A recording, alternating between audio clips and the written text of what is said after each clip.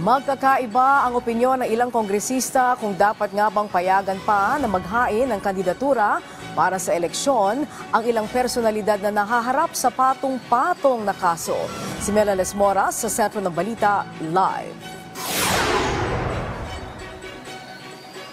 Angelique, nanawagan ang ilang kongresista sa taong bayan na maging mapanuri at matalinong botante. Yan ay sa gitna na rin ng umusbong na ilang usapin matapos ang COC filing para sa eleksyon sa susunod na taon. Sa isang press conference ngayong araw dito sa Kamara, iginiit ni One Rider Party List Representative Rog Gutierrez na sa huli, nasa kamay pa rin ng taong bayan kung sino-sino ang ihahalal na mga kandidato sa 2025 midterm elections. Natanong kasi ng media ang pananaw ng kongresista ukol sa naging paghahain ng kandidatura sa pagkasenador ni Kingdom of Jesus Christ Executive Pastor Apollo Kibuloy na naharap ngayon sa patong-patong na kaso. Ayon kay Gutierrez na isa ring abogado, sa ilalim ng batas hanggat hindi pa nahatulan ng korte, maaari naman talagang kumandidato ang isang individual. Kaya't mahalaga ring maging mapanuri at matalino ang bawat botante sa pagpili ng mga ihahalal na lingkod bayan. Kahapon sinabi naman ni Manila 6th District Representative Bienvenido Avante Jr. na napapanahon na para pag-aralan ang mga patakaran ukol sa mga naghahangad tumakbo sa halalan. Bagamat hindi kahit sino man ang tumakbo, sa huli nasa kamay pa rin ng publiko ang pagdedesisyon ukol dito. Sa ngayon kahit ramdam na ang simoy ng eleksyon, tinitiyak naman ng mga mambabatas na patuloy pa rin ang mga isasagawa nilang pagdinig at pagbabantay sa mahalagang isyu ngayon. Pakinggan natin ang bahagi ng pahayag ng ilang kongresista. Vote wisely po. Talagang pag-isipan mo natin, suriyan natin, kilalanin po natin ang ating mga kandidato. I understand na may mga diskusyon po ngayon na dapat may qualification na dapat edukado, may diskusyon rin na dapat bawal ang mga kamag-anak, may diskusyon rin na bawal ang mga may kaso.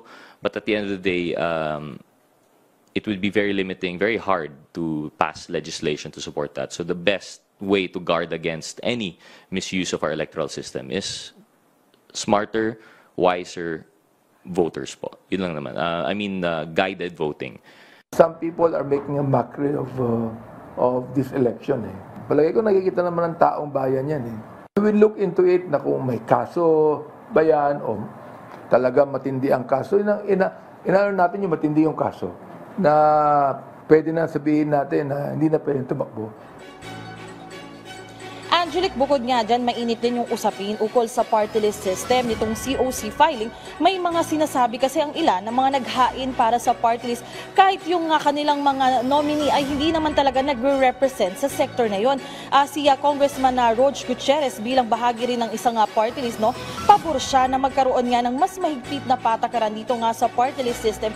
Pero habang wala pang isang panukala na naisa sa batas ukol dyan, ang panawagan nga nila sa mga mambabatas ay talagang suriing mabuti bago bumoto sa bawat posisyon na nakalatag nga para sa eleksyon. Angelique?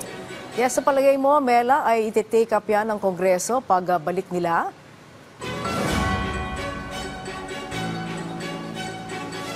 Angelique, ang sinasabi nga kanina dito nga sa press conference, medyo maunti na lang yung panahon dito nga sa 19th Congress bago nga magkaroon ng panibagong eleksyon at magpalit tayo ng mga opisyal. Pero ang tinitiyak nga ng mga mambabatas kung nga magkakaroon ng formal bill or resolution patungkol dito ay maaari naman yan nilang ma-take up at talagang kung magkakaroon nga ng pagkakataon ay maiakyat yan sa plenaryo. Pero sa ngayon, Angelique, ang sinasabi nga ng ating mga mambabatas ay ang tinututukan nila yung mga priority bills ng administrasyon at yung iba pang mga panukala na tunay talagang kinakailangan ng ating mga kababayan. Kaugnay nga niyan, Angelique, bukas isa sa mga pinaghahandaan ng ating mga mambabatas ay kasado na rin yung pagdinig ulit ng House Quad Committee patungkol naman sa mga issue ng illegal drugs, illegal pogos at umano'y EJK noong nagdaang administrasyon. Angelique? Okay, may pasabog daw na tao na lilitaw bukas sa Quadcom meeting o hearing. Naulinigan mo na ba yan? Angelic, actually, ang sinasabi nga ng mga kongresista, kahit hindi man nila planuhin, ay dahil may mga bagong testimonya na lumalabas, ay talagang nagkakaroon somehow nung nabanggit nga na pasabog.